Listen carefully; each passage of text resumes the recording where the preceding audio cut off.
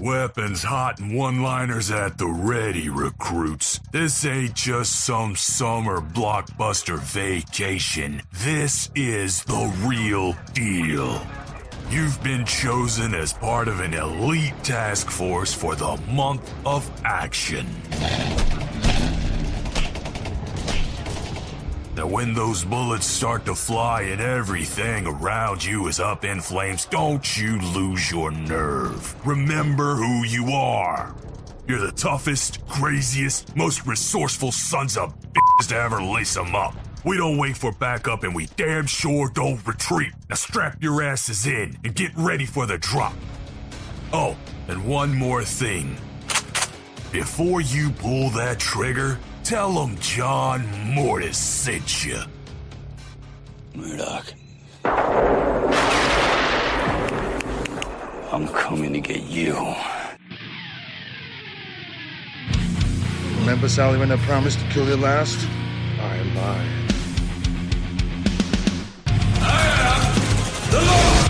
Get off my plane.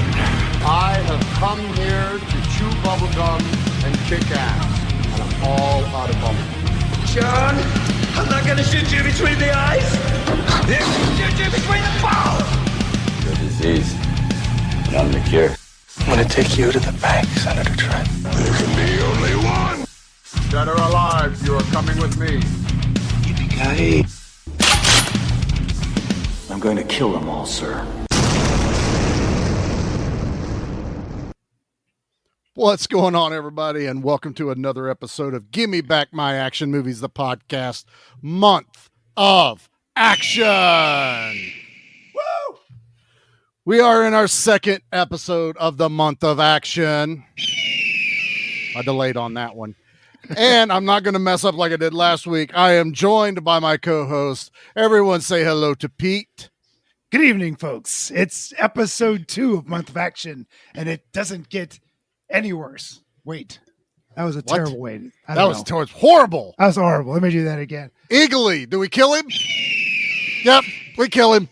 That's Throw him off the car. Throw him off the car. This movie's great. Let's get it on. And next to Pete is our scream queen, Anna. Say hello to the people, Anna. Hello, happy to be here. I'm not driving. I'm just saying that. I'll be in the back seat. You running the flamethrower? You just Yes. shooting flames everywhere? Yeah. Are you on the Covering fire. poles? Uh-huh. Yeah. No, there we go. hell no. Uh-uh. You don't want to be on the poles flying back Hell and forth? no, sir. I do. Okay, Pete's That's on that a Pete part. job. That's a Pete job. Anna's on flamethrower, and I couldn't do this movie without my war boy. Say hello to Nate. Witness me! I live! I die! I live again! You will ride shiny and chrome through the gates of Valhalla. Look, Pete, he noticed me. He looked right at me, Pete. No, he was just looking at the horizon. He wasn't looking at you. He looked at me. No. Anna, my blood bag. No. Gross. I got a shitty job, man. She's strapped to the front of the car. Yeah, that's what you get. Yeah.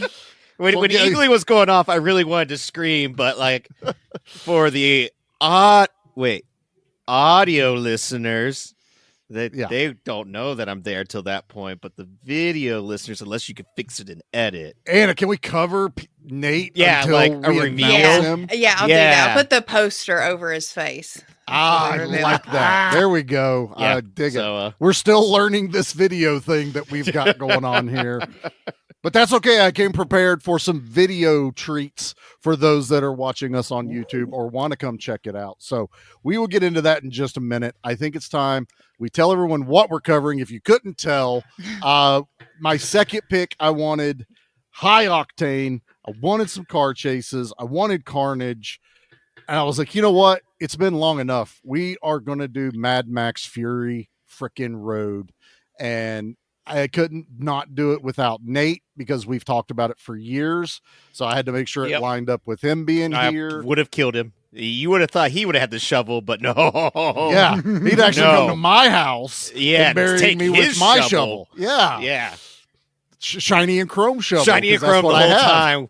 Just I'll save a fun story for that later. And I needed more sexy people for Pete and Anna to get all hot and bothered with in a movie. So I was like, told this there is- was a fan, so Oh my like gosh, anytime. Where's my fan? I need to grab her. She's over here. Yeah. That's what she said.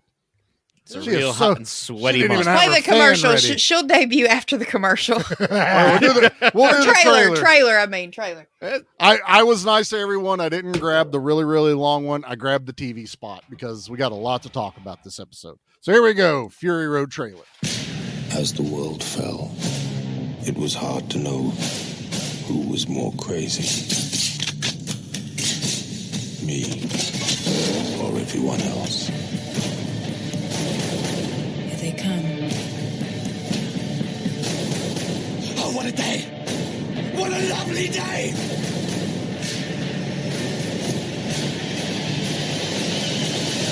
Mad Max Fury Road.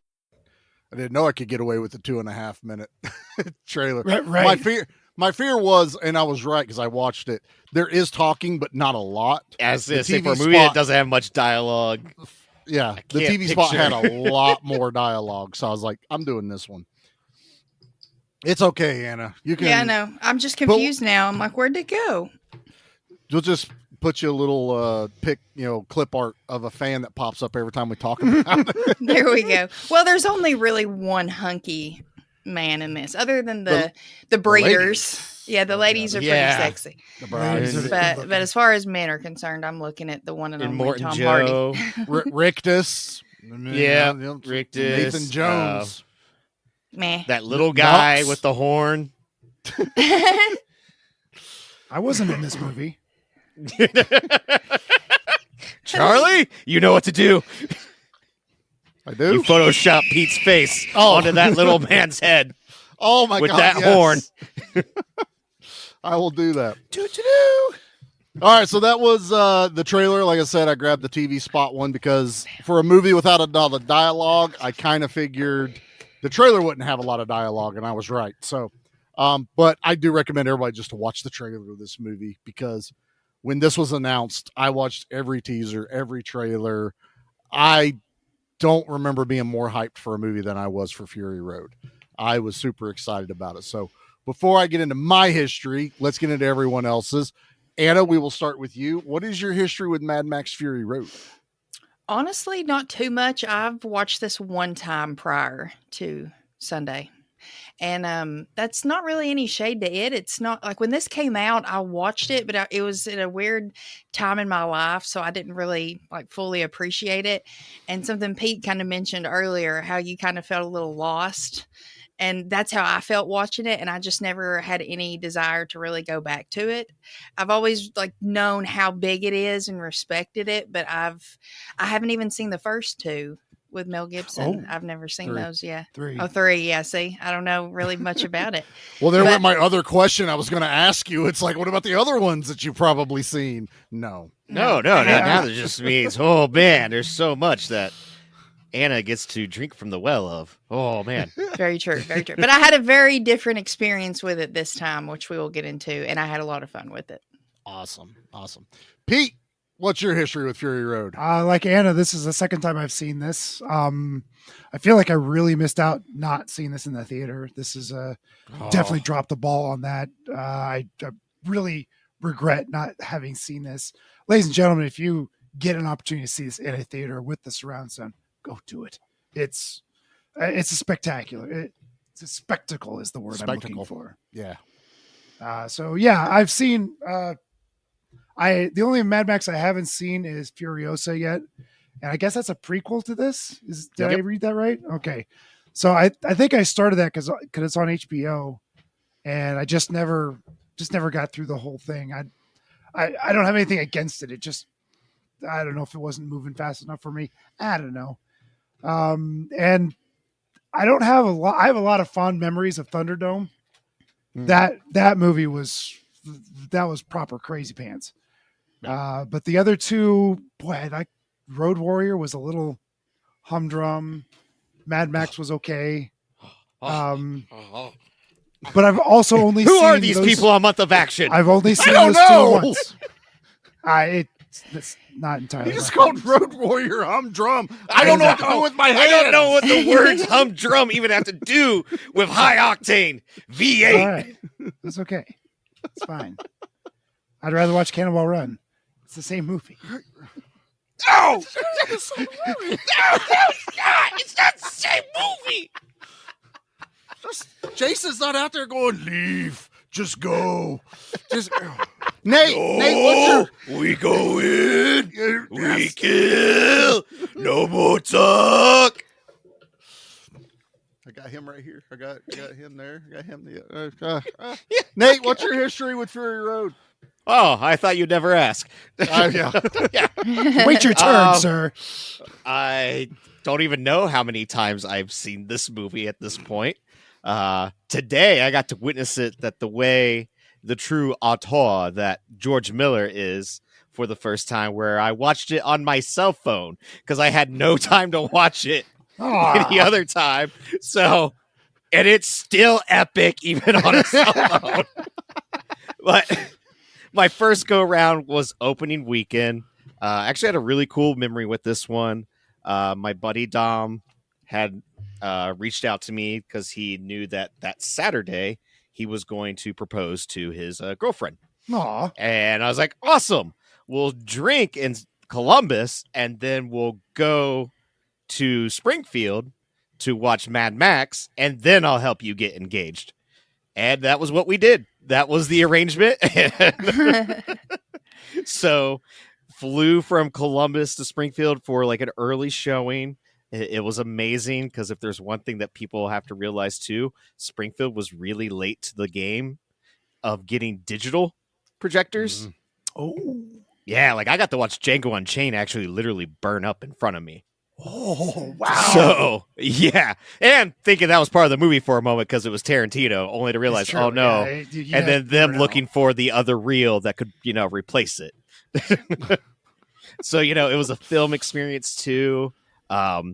It was one of those things, like Charlie said, when the trailer came out, I was like, oh man, like this looks pretty cool. Like, yes, it was weird not having Mel as Mad Max, but then realizing just like the other movies, they're not sequels. They're just a story that contains Max as he's a traveler. Almost. Yeah, sure.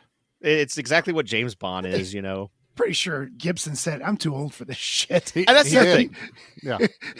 I can't. Too old for it. And like you watch this and go, no, I wouldn't want Mel in this. Like Tom Hardy is a perfect substitute for this role. I like what you said there, Nate. Like if we can get like another James Bond franchise going on with, Mad Max. And it's just another story that happens within the universe. I like that a lot. Charlize Theron stole the show as Furiosa. Which is great. So that was huge as well. Everyone, I implore you to watch Furiosa because it does add so much to her character. It is 2.5 hours long. It's not Fury Road, but it's a damn good movie. Helmsworth is in it. I mean, he steals the show on that one. There you go, Yana. There's some eye candy for you. There it is.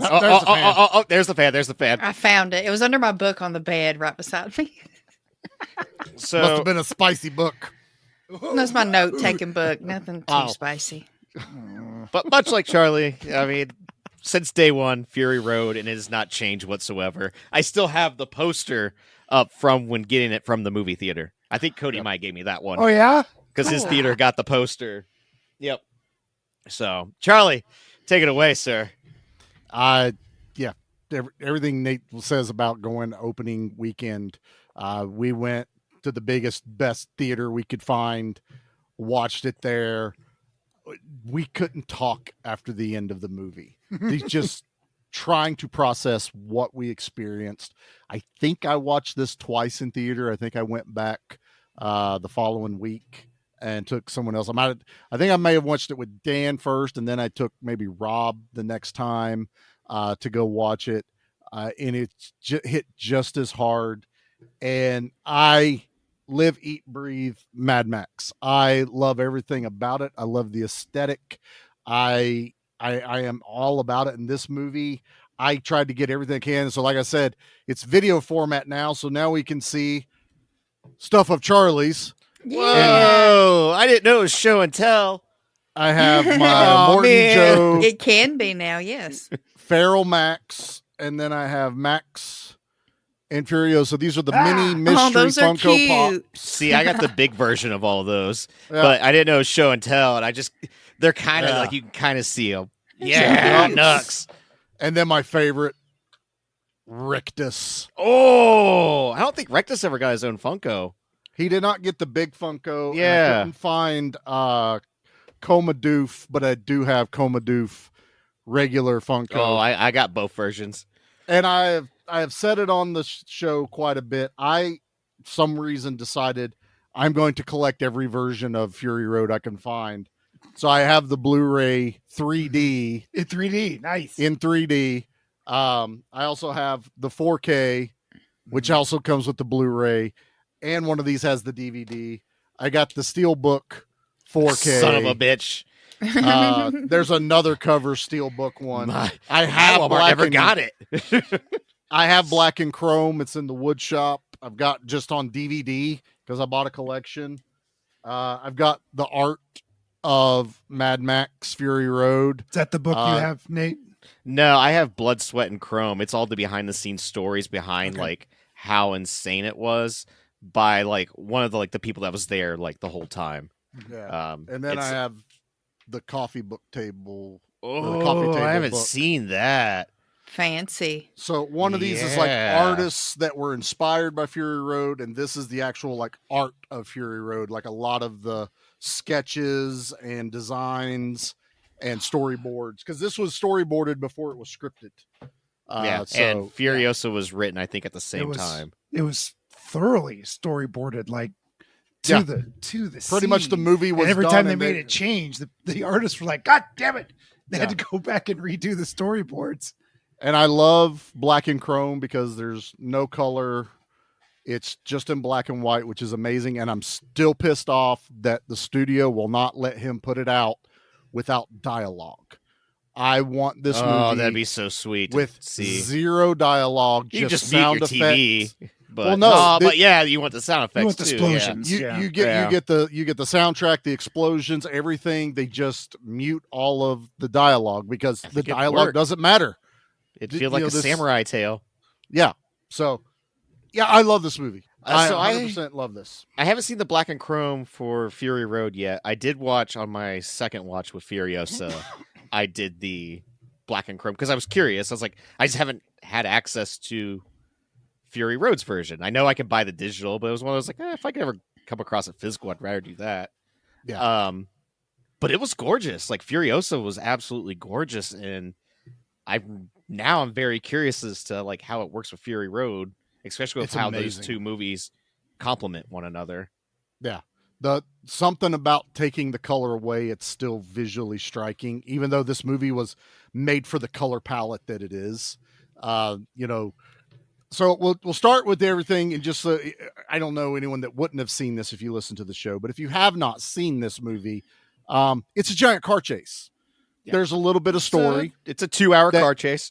Yeah, there's enough story to get you from point A to point B, and that's all you really need. There's not a lot of depth, but it all fits. But this is a 2-hour long spectacle of just amazing practical effects, stunts. These vehicles were real. They built them. That's my dream job. Yeah, that's my dream job. Like, Charlie, fly to Australia, build cool shit. I'm there. I don't care how many animals are down there. Here's a welder, a bolt, and a nut. What can you do? I can do all kinds of stuff. Like, all right, I he's in. can do all of it. But yeah, this movie. The best word is a spectacle. It is something that you just immerse yourself into. My recommendation is sit in front of your television, dead square center, and do it at night where it's just the television on and the biggest TV you can find, and experience this movie, because that is how it's designed. Surround to be done. sound also helps. Yeah, that A because that's lot. as close as you're going to get to the theater Yeah. experience that we had. It was just, your senses are just inundated the entire time when you were sitting in the theater. You know, when they use the term like jaw dropping, and it's always like kind of like exacerbated, but it's like, no, like I remember seeing like the flamethrower, electric guitar, and just all those vehicles, and my jaw dropping. Like, holy shit, we went there already. Yeah. Like that's something I thought about too, Nate. Like this movie has that wow factor. Like when you first saw that brontosaurus from Jurassic Park, and first time you saw bullet time in the Matrix, like those things that you just went, wow, that's amazing. The Death Star blowing up, things like that. Like I wasn't prepared for it. My mind wasn't prepared to wrap it up. And that final chase where they're bending around, and that whole race that they were doing, there's so much going on, and the stunts were just such a jaw-dropping experience. It has worked its way into my wow movies, the movies that are really, boy, that was something special. Yeah, when I watched it the other day, I felt exhausted. Like I really experienced this, as I was watching it. It was like non-fucking stop from start to finish. And yeah, by the end of it, I was like, I was hot. I felt like sandy and dirty. I was just tired. Like it was nuts. I'm close to that, but not there. I wanted to run around the house when I got done watching it. Yeah, pretty much every time it's the same thing where it's just like Mad Max, yeah. Eerie Road. I have so much adrenaline popping through my body. I just like, I need to do something. I'm looking around the house. I'm like, that iron pot, that's going to go on my head. That's a helmet. All right. What are we going to do? That's a baseball bat? Not anymore. Like, yeah. I'm in. I'm looking around going, I need to go change the oil in something. You already did. I need to do it again. Where's the weed whacker? I am a black thumb now. The weed whacker to the push mower, and then I'm going to push the weed whacker. That's a thing. That's my Mad Max doing that vehicle for cleaning up the lawn. Pretty deadly. Just for helping with the chores around the house, really. Nate's Mad Max stuff is practical. Yeah, lawn it's really just outside. like, well, I do the dishes. We'll just keep buying new rags. The neighbors walk out and see Nate with a fucking pot on his head, pushing some kind of lawnmower contraption. Mad Max. And I got the wooden spoon. Oh, he's just watched Fury Road again, honey. It's fine. And that's not the weirdest thing Nate's neighbors. I was going to say that's tame. That's a Sunday afternoon. That's get them on a Friday night. Me and the boxers puking on the deck, going, "Well, that's different." They're used to it. Yeah, they're totally used to it. Yeah, totally used to it. When we're talking about beauty too, like the scene of the sandstorm coming in and how just that looks like a painting, and that just lives in my head rent free anytime for like Happy Gilmore's Go to Your Happy Place. Just that. I want that on a wall. Like, yeah. That's a mural. I just want painted on a wall right there. Mm-hmm. It's just that storm cloud of dust and then the war rig just in front of it. And that panoramic shot there's not a bad shot in this movie. Like everything, like Pete and I were talking about, everything was so planned visually that comes across in the movie. Like there's nothing that they're trying to hide. They're more or less trying to show it off here. The costuming department, whenever Immortan Joe's up there getting ready to give him the water, the way that every person feels like, I kind of want to know that person's story. I kind of want to know that person's story a little bit. There's a guy that walks up to Mad Max at the very end of the movie, and he's got this really fucked up face. Oh, his face is all jagged. I want to know what that guy just got out of, It's the sand raiders that are out there in the wild. You're like, I want to know how do these people survive? Yeah. They're definitely Tuscan sand raiders. All the like tribes that are around here, and it's all surrounding vehicles to some degree. The bugs with spikes on them, they're a whole different sect from the motorcycle ones, because the motorcyclists live in the mountains. So you got to have a vehicle that works with your surroundings. The other ones are ambushers. So spikes and, they've developed defenses against, Bullet Town and Gasoline Town and all these other places. It feels like there is an entire history there. I mean, he didn't go as far as like Peter Jackson did with Lord of the Rings, but I feel like he did. I feel like it has everyone a lived-in world, and Yeah. that's what I've always liked about the Mad Max movies. You don't quite know Yeah. when the apocalypse happened. It just kind of did. The Now the first Yeah. one's a little different because it is like he's a cop. That's the weird one. That's the right weird there. one. But then they kind of just don't care after Well, that. And it's weird too because the first one, the apocalypse kind of happened. It's like kind of going on at that point, but they still have day jobs. And then like afterwards, it's like when everything just went to shit. And it's like, that was only like 5 years ago, guys. Like we're the already thing too, or it's like it was only dressing up 5 in years hockey ago, masks. and there's a guy with a chisel on a mountain making this really cool like steering wheel esque logo with flames going up as the hair, into a mountain, while also a switch can let water just pour. Can I say the best thing about the apocalypse that I hope is real Just is took 5 years. That's all I'm when saying. you don't have to go to a day job, you get to be a cool artist and just carve and make shit all day. That's what else are you gonna do? You got guys building cars, and then everyone has their own custom steering wheel. Yeah, there's some some guys crazy guy chiseling in the granite with his like chains. He's just like, I'm just gonna make a pulley system. It's gonna go up the mountain. Yeah. What's up there? I don't know. Let's find out. We're just. What's that door go to? Oh, it's going to be a trap door. If you open it up, you're just going to fall out out of the cannon. Just You always got to have a trap door. It's it a comes gag. out the mouth. Yeah.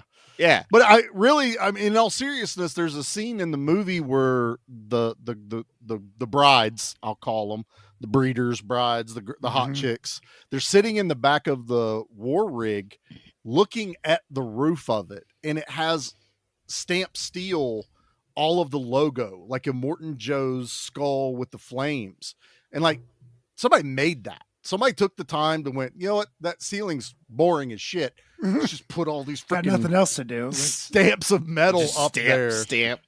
Well, Yeah, that's what and they not say like with the ink clip. stamps. They made that Yeah. Morton Joe logo into the like cannon itself. It's like, how'd you do that? And I love that in Morton Joe they brought back Hugh Byrne, who was toe cutter in the first movie. Yeah, he's not supposed to be toe cutter.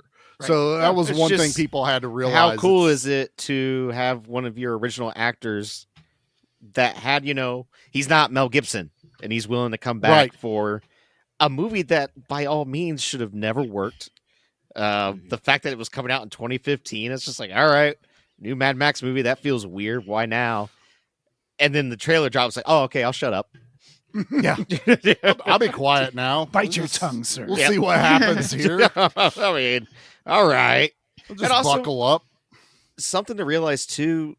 I mean, before this, George Miller had made Happy Feet 1 and 2. Happy feet. He Penguin. did cartoon. He did those? Yeah, Yeah. he did Babe, Pig in the City. Like he did like stuff that's the complete opposite end of what this is. And it's also like he's in his 70s, not trying to be like ageist, but like what can an older director really do with action? It's like, oh, everything. He can actually Everything, take the yeah. bar and raise it so high that hasn't been seen since like Jimmy Cameron with T2.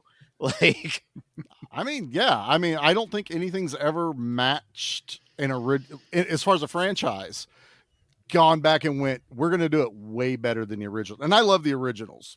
oh yeah. Don't get me wrong. I'm not humdrum road. The stunt Road work in Warrior those over here. originals are great, especially in like Road Warrior, because like Yeah, they're doing that. It was shit in- Australia, and no one gave a yeah, shit. it's just in the outback. That's it. Totally it. You don't need a learning or a driving. No, what's the thing? Filming permit out in the Right. desert. You just go Yeah. and do whatever you want to do. Guerrilla filming. You know, you can Mhm. just There's no go out ocean in there. Australia back then. Or now, Yeah. who knows? Indians I don't or know. now, Right. Yeah. Kate, let us know if there's any kind of OSHA or anything down in Yeah. Australia right now. Ruben, you listening still? we need Ruben's some gonna know. info. How many Yeah. kangaroos were killed during the filming of Fury Road? Yeah, That's how what I many wanna know. kangaroos have you hit recently, Ruben? Because last time That's it was right. 2. Has your insurance dropped you yet? That's what It's- I need to know. More than most people I think it's more than any of us will probably have in our lifetime, right? hitting a kangaroo. He's hit more kangaroos than I've seen in person. That's fair right there, sir. Did the Just go to Columbus the zoo. have? You'll see well, like did the 3. Columbus Zoo have one? I don't remember. I think at They least do. I 5 haven't now. seen it. Do they have 5? At least 5 now. You're just talking. You know. No, they even got a baby like elephant recently. That's not a kangaroo. I want to know. No, I've seen elephants. A Elephants baby are elephant boring. is very, very like he's still big. Yes, You couldn't tip him. He is. You'd think you could tip him, but nope, you can't. I missed you, Nate. I really have. Just random shit. We're gonna tip elephants. That's Duh, it's the apocalypse. But no, I love that he was able to elevate this. It is part of a franchise, but I still feel like this movie completely stands on its own. I don't need to know anything about Mad Max at all to enjoy this movie. Like, Not at all. Anna's a perfect story. experience, the perfect example. She's not seen any of the other ones. Still sat down and enjoyed this without needing to know all the other stuff that happened. But did you wonder while watching it, like, well, how did you get here or anything like that? Like, was there ever stuff where you're like, man, I kind of wish I would have seen just to know a little bit more? It's crossed my mind, and I definitely am more intrigued now to go back and watch the original ones. But I'm afraid they'll pale in comparison to what I watched. You gotta gauge your expectations. You really gotta Okay. like put your head in. Like that first one was made in the 70s, right? Oh, so it's yeah. like, Oh, you know, like there's still car chases and car wrecks, and it's still real stuntmen. It's just, it would have been like what Fury Road is to us in 2015, what it was to them in the 70s. Like, oh my God, can you believe fair. this? Like, It had a bit of a grindhouse feel. It had, like, to Pete's example, a very Cannonball Runish kind of run, with the cars flipping and jumping and stuff like that. It just There's a has a story cool in the first aesthetic. one. Yeah. Well, just like the car's always there. Max has, the leather jacket, the double barrel sawed off shotgun. Like he just has. There's Easter eggs galore. I will say though, the one thing that, and I'm not even going to say it's a negative. I don't really know why George Miller did it, but when you watch Fury Road, Max has a bunch of flashbacks. None of that is in any of the movies. That it's supposed to be shit he's experienced kind of in the middle life? of everything. Yeah, is what I figured. that's what I took it as. Yeah, It's but just it wasn't weird. Yeah, it's honestly Yeah. not really necessary. It all leads up to the one girl throwing her hand up, so he throws it up to block the arrow bolt from going in his head. That's all that it culminates to. If it would have been more like, I guess, PTSD or like trauma that is kind of like a character arc with him, it would have made a little bit more sense. But we already know, like, Max is Max throughout this. He doesn't talk much. He grunts, and he's just there to be a helping hand. He does what's right. Right. No, he does what's right, but he kind of got sucked into this one. There was points that he would have just fucked off and left. Well, he could have, even after they discovered that Furiosa's like place where she came from is no more. And they're like, hey, you can have a bike, enough gas to get you out. And he's just like, nah. But, it had the kill switches not killed the war rig, he'd have fucking left him. He'd have just been on down the road, gone. He got stuck. I wanted to look this up because you're talking about, Max's history and why he is the way he is. It starts this way because he goes, my name is Max. The world is fire and blood. Once I was a cop, a road warrior searching for a righteous cause. As the world fell, each of us in our own way was broken. It was hard to know who was more crazy, me or everyone else. That's about as deep as he gets in the movie. It's probably the longest thing he says in the entire movie. I think it is probably. Is his narration. Calm the monologue down, Max. Easy there, Chatty Cathy. Let's get on with the movie, shall we? But no, talky. You do get this sense of he is losing himself in the wasteland, especially because he's by himself, and it's kind of like him getting with everyone and having a purpose. Kind of puts him back on a focused path of I'm going to help these people. He did that, and then he fucks off at the end, which is a Max thing to do. It's what he's done, except for part one. It's kind of like I'll get you so far. My job's here is done. He's like the Incredible Hulk from the 70s. I'm done here. You just throw on that piano. the sad piano song and watch Mad Max just walk into the desert. Yeah, but it works, and I'm okay with it because ultimately he's our hero. But in all reality, Furiosa's our main hero. She has a goal. She's trying to save other people, not just herself, and that's the one storyline for this movie. Is Furiosa steals the girls, wants to take them to the green place, and this entire car chase is just surrounding her trying to go home. The whole I thought it was opening- interesting that this is a Mad Max movie, and he was not really the star. No, It was just really it was interesting. I think when I first watched it, that did confuse me a little bit. He just wasn't. He was ever present, but certainly wasn't in the forefront. It was definitely Furiosa. She was the hero of this. She was doing the right thing, helping those women escape, even though it didn't work out for a couple of them. And I think that's an interesting thing to go back to the Mad Max character is it'd be weird if he was the one that went into the compound, saved the girls when he was trying to break he's out. Not really a hero. That's not what he. Yeah, it's not what he does. Right. You know, in Road Warrior, he saves someone only because they promise him fuel from the refinery, and then he gets thrown into another thing. Because they capture him, and he can't even leave unless he helps them. Like, so he's not this go out of my way because he was a cop. He did that before, lost his whole family. I'm fucking done doing that anymore. But now I do at least have a sense of good. And it's like, God, fuck. Well, if I'm going to survive this, I got to kind of do this. But he was willing to wait on a Morton Joe whenever she's like, they're coming. He's like, cool, we'll wait. Like, he's straight up. If she hadn't convinced him, like, how grateful is he going to be because you shot one of his girls? And he's like, these guys are kind of fucked up. Yeah, you're right. I don't think they're going to take it too well. To be fair, to be fair, Furiosa did almost kick the absolute shit out of Max.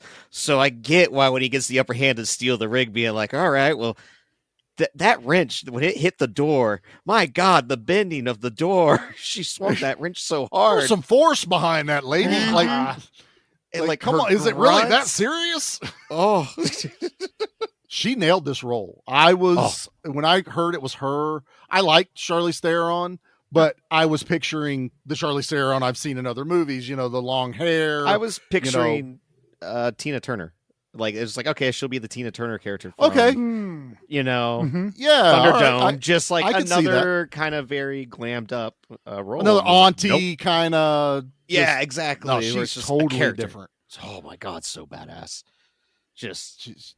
Anna, what do you think about that? Let's get the female perspective on Furiosa, because we're just going to be a bunch of dudes going, yeah, she's badass. But this is a very female centric movie, like a lot of the themes and everything. So, what was it like seeing something like that on a spectacle? I really liked that, and just the fact that, especially whenever they meet up with the women from where Furiosa was born, and they're kind of looking them over, and she's like, this one's got all their teeth, like they're just like pristine and beautiful in this kind of dirty wasteland. But yeah, I really enjoyed Charlize Theron, and I loved how we start out with Max, but then he kind of gets fucked for a little while and becomes the blood bag, and then we meet up. Love that. As she's taken off and going on her path, that's where he ends up showing up, and that's how and how the rest of the movie concludes. But I just like how it all meshed together like that too. Yeah, well, feels natural too. Yeah, it does. Yeah. And I wanted to touch on that because number one, I think he asked. Pete and Nate are going to giggle when I say this, but the lady that wrote the vagina monologues, exactly, there they go. George Miller had talked to her about the script and the dialogue and stuff. The other big thing he did was he asked his wife to edit this, which she's a well-known editor, but she goes, I've never edited an action movie. And he goes, exactly. If a guy edits this, it's going to feel like every other action movie ever made. Do your thing on it. and they won an Oscar for this. I mean, this movie won several Oscars. I thought thought the it costume did. department did. Oh, the costuming can't- and makeup was The unbelievable. special effects, something like Oh, that. yeah. There were several, and it was a lot. And I think she won an Oscar for the editing too, if I'm not mistaken. Like she got Maybe. an award for that. Not certain, but they It didn't win Best Picture. Bullshit. No, because the yeah, Oscars suck. it won in all in costume, all. editing, makeup and Editing, hair, that's what I was right. production Yep. design, sound editing, sound mixing, cinematography. so everything but best picture. achievement. Yeah. How you gonna win cinematography and editing, but not Best Picture? Like, aren't those I two still think Paramount they things should just to let a it win movie? like this year. Whenever the next year it's up, just let it win that year. 2006. Yeah. We made a mistake way back when. Mad Max Fury Road wins everything this year. Yeah, it Everybody, won good best night. movie. Yep. Just Good best night, movie. everybody. Yeah, just all of it. It's right up there with Highlander, the greatest movie ever Yeah, made. it's right up there. It won all the Oscar. But no, it feels it, man. I knew this was going to be an issue. Doing a podcast about a movie that is Like more you than just just a visual medium, but this movie is completely visual. Well, we Like- talk about Charlize Theron and her acting. There's a moment where, she realizes that her home place is gone, and the way she falls to her knees and that like scream that she lets out, the That was way that primal. it's shot. Yeah, like it's stuff like that. It's like you just need to see it to be able to like really feel that emotional impact. It's like she's just been wanting to get home, finally finds it and finds out home's gone. And like this was the only plan. There was no other plan. No, it's just let's go here. I know from my memory, this is safe.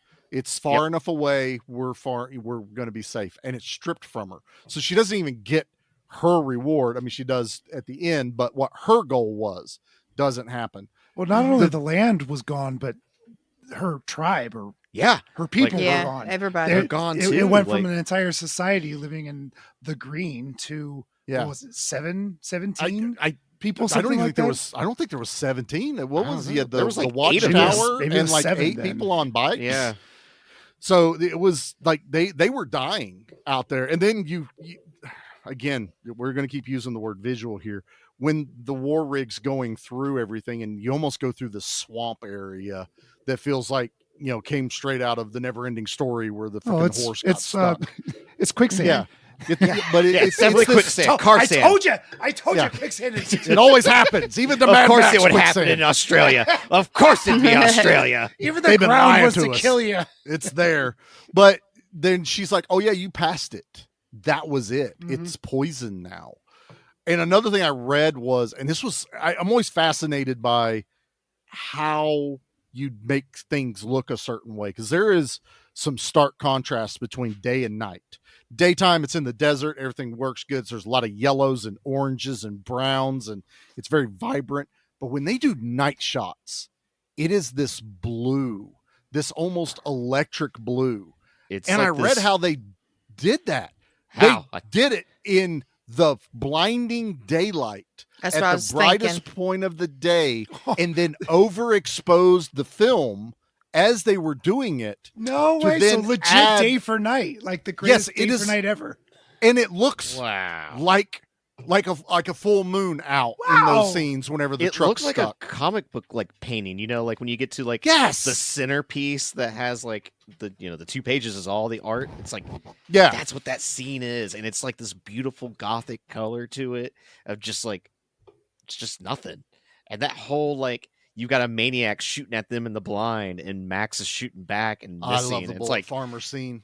oh, you My only got like God. 3 bullets, right? It's like She's counting And them it's- down. 2. then when she grabs that gun, oh, Shit. It's all well when Max just like, I'll be back. And Yeah. you don't get to see what he does. And he goes out there and does what Max does, comes back covered in blood. And they're It's like, not his blood. oh, it's not his blood. No. Hands Nux a steering wheel because he's like, yeah, we lost our steering wheel. Here you go. And they There's lost another a one. shoe, so he grabbed another boot from somebody he killed and brought Yep, that back. he got because Nux he a took boot. John I McClane love it. that. yeah, because he took Nux's boot, and then now Nux didn't have one, so he brought that one for him. But it's such a good example of like, you don't have to show everything, No, like you don't. because Max coming back covered in blood, like holy shit, whatever he did. I saw it in my head. Yeah. I pictured And it's it in my brutal. head. And it's brutal as fuck. It is not. It's not good. I mean, there's some scenes in this movie, watching it again today, going, there's some horror elements in this, especially the final battle with the Morton Joe and everything. There's a lot of shots and the way they move. I'm like, this feels like straight out of a slasher horror movie, the way they're doing this. And it just fits so well on how he accomplished this. So this was the other thing I wanted to bring up, and it fascinated me. Tom Hardy and Charlize Theron did not enjoy making this movie. Multiple It had to be times, miserable. They didn't like working with each other either. They didn't. I think like Charlize each other. Theron was like, I will not work with him ever again. Oh. Yeah. And like, I think they're cool now because Tom Hardy was like, no, like He apologized. He explained Yeah. why he was, but they were having issue with George Miller, and all the way till the end of production. So they've gone on interviews saying we had no idea what the fuck we were doing. We were doing these shots that made no sense. We were filming these scenes that made no sense. We went and watched this movie in the theater when it was done, and we both had this like, holy fuck, this guy's a genius. Like, he saw what he was doing and we couldn't see it. Just like I was saying, those nighttime shots were shot in the daytime. So as an actor, is he telling you it's nighttime, or are you just under the hot ass sun acting normally? But when you see it in the theater, you're like, holy shit, he made it nighttime. That was not nighttime when we did that. How did he do that? Same as someone watching it like myself. How did he do that? But Tom Hardy and Charlize Theron have gone back and apologized to him profusely. Like, we had no idea how you were doing this, and you blew us away. most of this was shot on location, so you are dealing with the heat.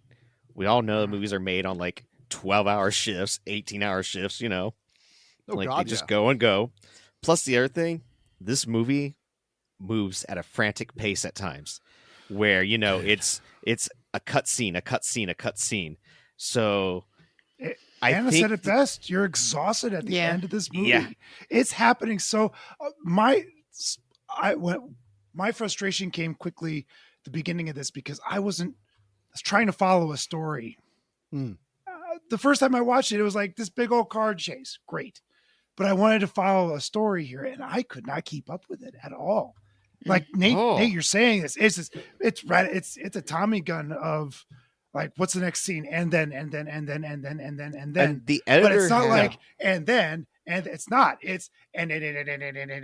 Imagine filming that. You would be pissed. Because the way Charlie describes that is, I can totally see their point of view.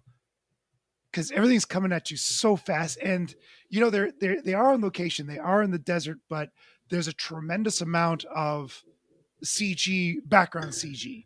Cars are real, stunts are real. Yeah, everything's background as far as all the backgrounds, but it's still in the desert, so you're still kicking up real dust. You can still feel that sunshine, that heat. There's still fire. I mean, all the flamethrowers still are real. fire. Yeah, all the pyrotechnics. There's a couple that are there's some elaborated CG.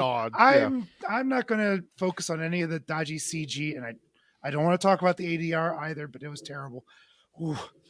Oh.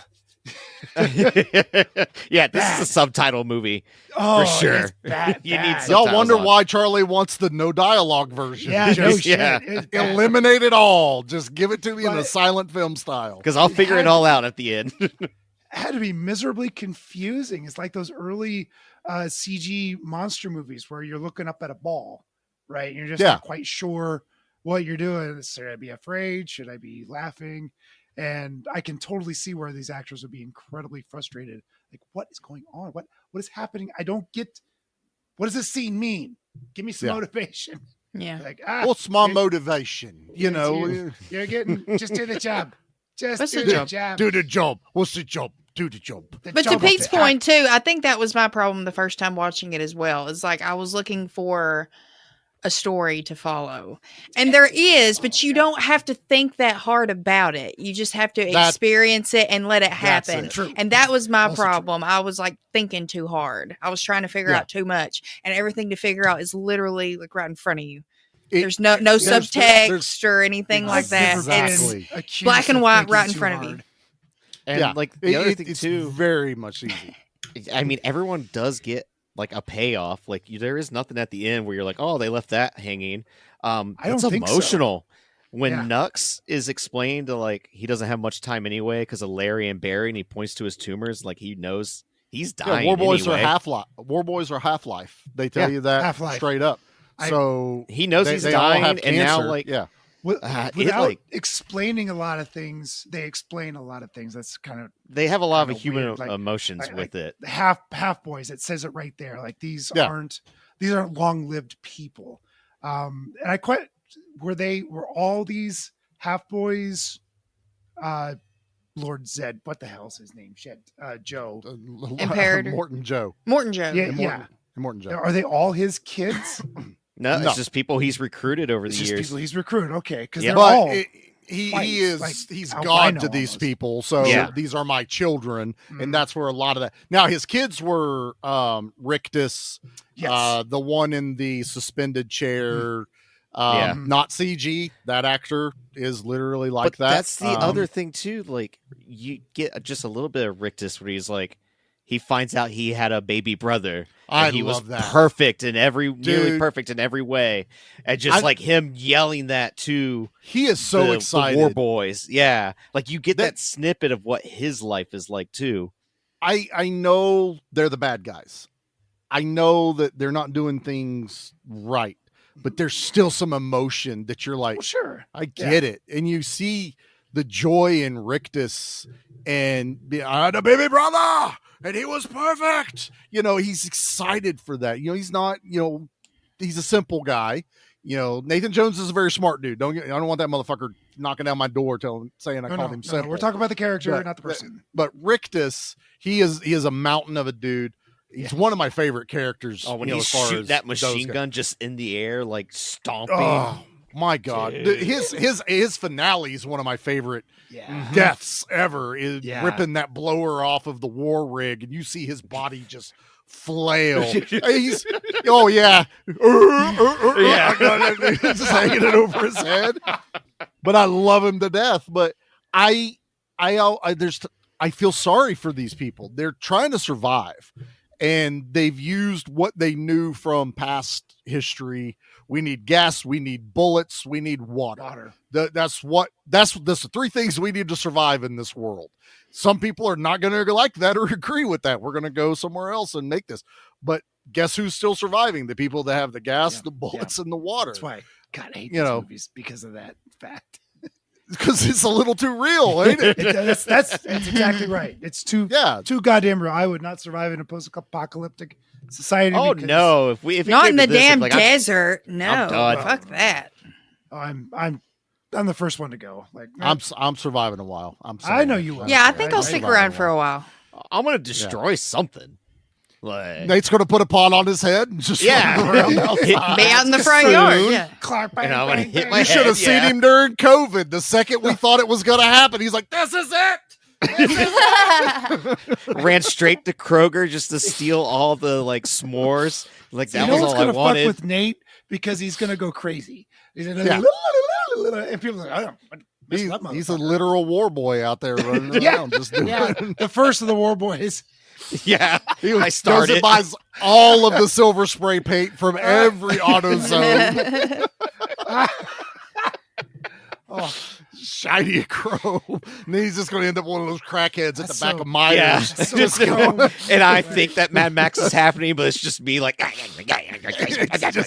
Nate's on the news later. We're not 100% sure. Somebody come claim this motherfucker. He's just running around. How did he get a hold of bath salts in 2025? Makes his own. Springfield. Springfield.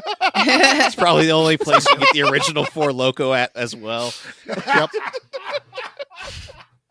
They're like the Big Lots of Four Loko. When they knew it was going out, they just went and bought every pallet they could find. And they're like, this is my retirement fund. It's Beanie in the Babies middle of- didn't hit, This is- but this one is. When the Loco's apocalypse gonna hit hits, I'm going to be the rich motherfucker because I got Four Loko, Yeah. the OG. Don't even try to front, Pete. You're going to be there right in the first line going, yo, you got any more of that Four Loko? got some alcohol? Because I I can't heard get there any was fucking alcohol. beer Hey, anywhere some of else. that- Yeah, if there was nothing left, you'd be like, I'll Yep. take some. I'll take There'd be I'll take it. Alcohol Town. Pete's the mayor, but he's never there on time. Yeah, he's supplying the booze, making the booze.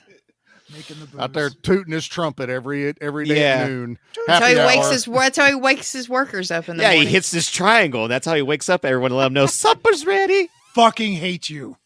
All right, on that, it's time to do our commercial. Yep, it's going to be live read again. You want a war? Well, you got it right after this. Wait, this means we can talk during the commercial, do whatever we want, and like. No, I'm you doing a know. live read. He's doing a Sit live down. read. Well, I don't know Yeah, what that means. You'll learn if you just sit there for a second. There, He's boy. reading live. It's very Yeah. simple. It's It's in the self-explanatory. name. No, don't count. No, it's not Wayne's World. Oh, okay.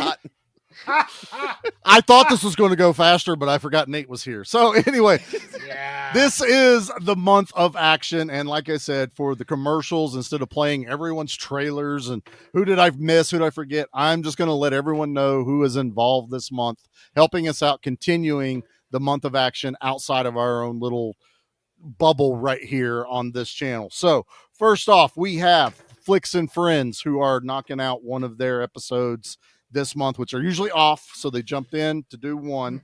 The Baron's Hideout is doing a full month of horror action. I've seen the lineup. It's amazing. You're gonna love it. Please be listening. I think we're by this time coming out the first week, almost everyone should have something out unless they're only doing one in the middle. We have Dissect That Film. They are doing an entire month of action once their Jaws episode is done. The Jaws episode's 3 hours long, but hey, he loves that movie. Do so we I'm here expect for it. anything different? Nope, I really don't. No. They're not from Parker. Do you, boo? I'm all about you, bro. Yeah, do your We'll thing. support that. Brother Mickey over at B Action is doing Play for Keeps on his YouTube channel with the Nerd Initiative.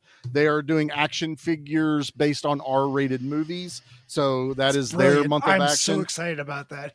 I know, and they record on Mondays when we record, so I can't even jump on and play. I'm so upset, and I have all the cool shit to show them. You know, They're missing it out happens. too. They are. They really are. We also have Video Villa jumping in for, I think, at least one this month. Good Beer, Bad Movie saved their episode, so they will have save two, but their month of action Yeah, is month of coming out action this is- month. is, Yay! Yep, Jesus we got God, that coming. Captain Steve at Bucket of Chum. I think he's finally decided what one he's going to do, so we're going to get that movie out.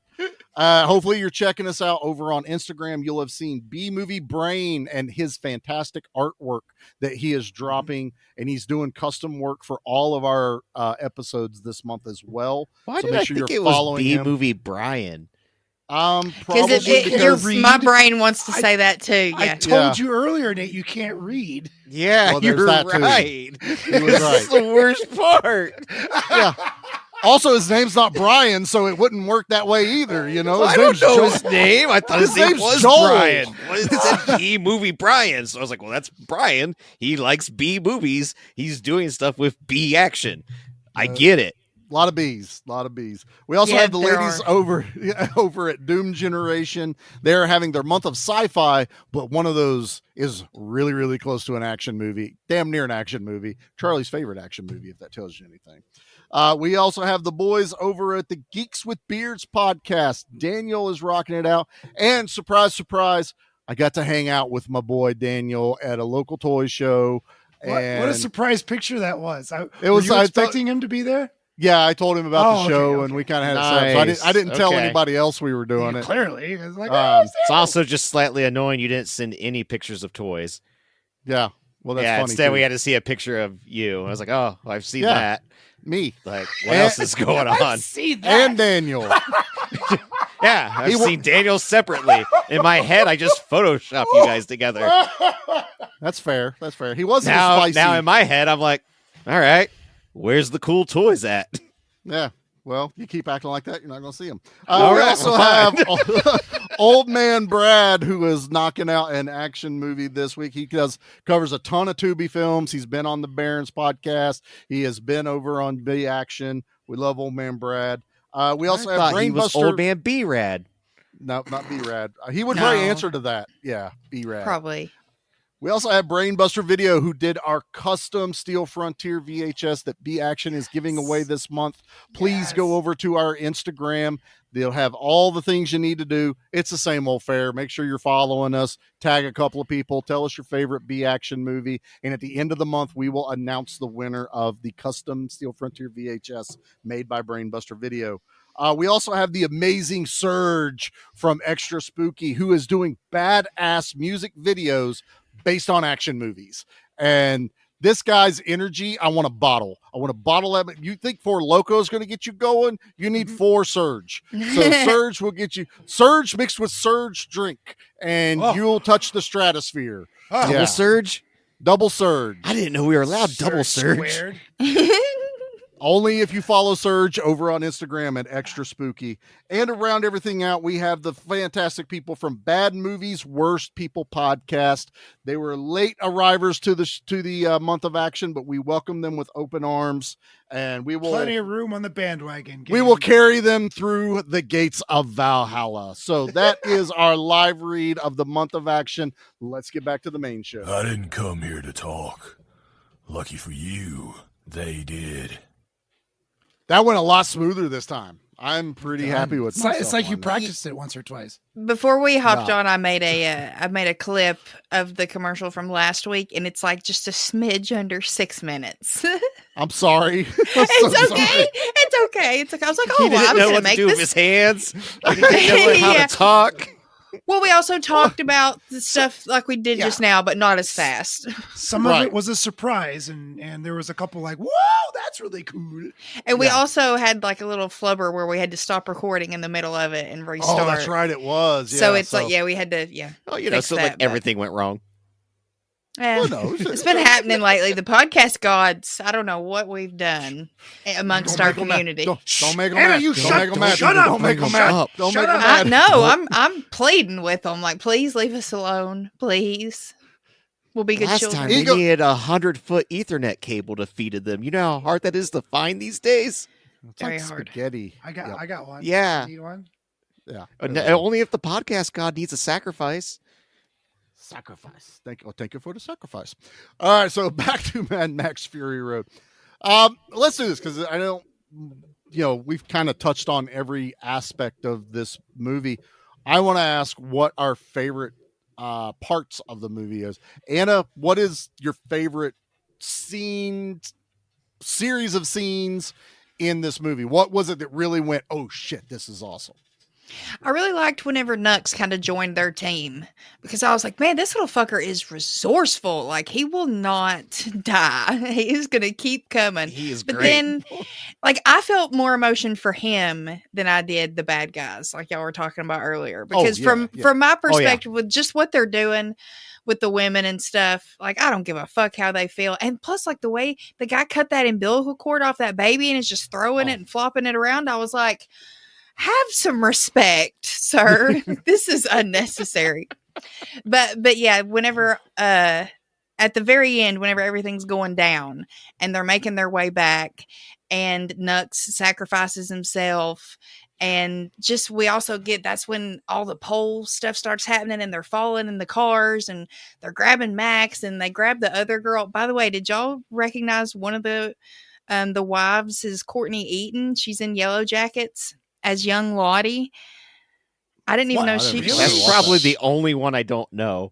Because It's the one with the dark brown hair. Yeah, she's young Lottie in Yellow Jackets. Oh shit! And I didn't realize she was. I didn't realize she was in this. This actually just turned 10 years old, and she had posted some pictures from it on Instagram, and I was like, I had no idea she was even in this. And then I watched her and I was like, oh, she did really good. The one girl is Zoe Kravitz. So I knew her. And then the other one is Jason Statham. Statham's niece.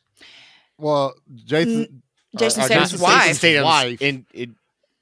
And Yeah. Elvis's niece. Yeah. Elvis's niece. Yeah. Riley Maria? Keough. It's Yeah, no, she was his the redhead. granddaughter. Elvis's Granddaughter. Granddaughter. Elvis's granddaughter. Yes. Yeah, Riley Is the Keough redhead. Yeah. Oh, no way. The one that's with with Nux. Nux. Yeah. And you could definitely tell there's some Is that Presley the Anne genes there. Margaret baby? Yeah, she's got the eyes and the wavy can face. tell. Mm-hmm. No. Yeah. Everything with we haven't really talked a lot about Nux. We did a little bit, but Nicholas Holt. Oh my I God. like He's that guy. such a good actor. He is Yeah. so As he's Beast well versed. Yeah, I In really, multiple really like genres. that guy, and he fits this role really well. You're right, Anna. He adds a bit of humanity, and it's kind of weird though. You look, ignoring the baby thing and the women thing. I was not. Oh no. No, I know. and I know that, but it's like if you took them out of that mentality, the cult that they're in, basically, a lot of them are probably pretty good people because we kind of see that at the end. The younger war boys don't want to keep being war boys. You know, they're the ones that allow everyone to come up. Now, Slit, who was Josh Hellman, he was also in one of the X-Men movies. He played the young Colonel Stryker. Yeah, he was young Colonel Stryker. So Young him and Nicholas Stryker. Holt worked together I remember before. Yep. Mm-hmm. I think he's in he's the newer X-Men movies with James McAvoy The first and class. Fassbender. The scene you'll know is when they launch Wolverine. It's the one where he goes back in time and he lands in the water. Days of Future He's Past. the one that's Days of Future Past. He's love on the that boat one, by the when they lift him up, and that's him as Stryker at Right. the end of that. Mm-hmm. But like Slit, he's in it. He's a ride or die for that lifestyle.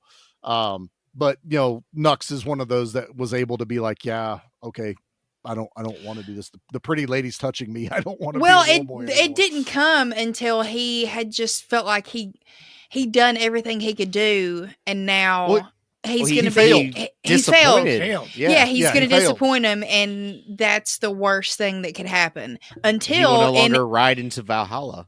Until in his moment, no, it's fine. Until in his moment of weakness, he sees some humanity with the redheaded girl, and she's not just like trying to kick him out, and she's, just being soft spoken and being nice to him. Mm-hmm. Right.